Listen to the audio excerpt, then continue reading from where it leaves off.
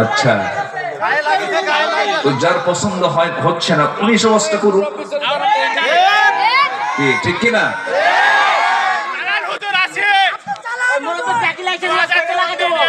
আমার দিকে তাকা, কিছু বলবেই তো, কিছু বলবেই তো, কিছু গায়ে লাগবে না? লাগবেই তো কিছু গায়ে। সম্মানিত ভাইয়েরা,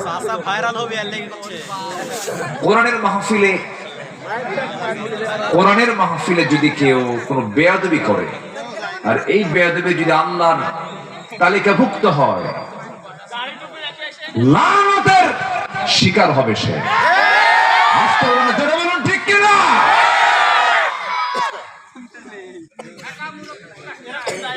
কষ্ট পাচ্ছেন, কষ্ট পাচ্ছেন? আল্লামা সাঈদীর মতো মানুষকে পরিকল্পিত নাটক সাজায় হত্যা করা হয়েছে কেন?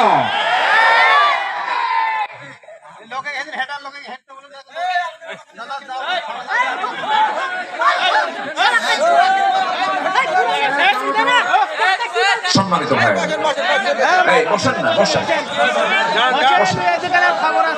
মেহেরবানি করে বসুন।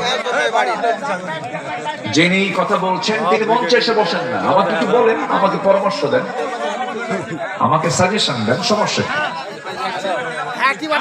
আমাকে পরামর্শ দিতে পারেন তো, সমস্যা কোথায়?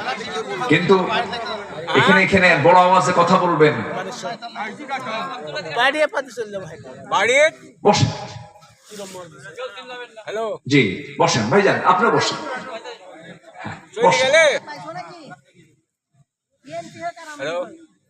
জি অবশ্যই, আলহামদুলিল্লাহ। আমি কি আমার কোনো কথা বলছি বলেন তো? বলেন, আমি কি আমার কোনো কথা বলছি? আব্দুল আল আমিন এখানে মাহফিল আসছে 2018 সালে।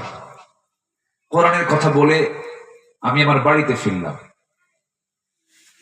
আমরা তো দেশের কোনো ক্ষমতায় ছিলাম না ভাই, আমাকে কেন 250 পুলিশ বাড়ি ঘেরাও করে গ্রেফতার করা হলো?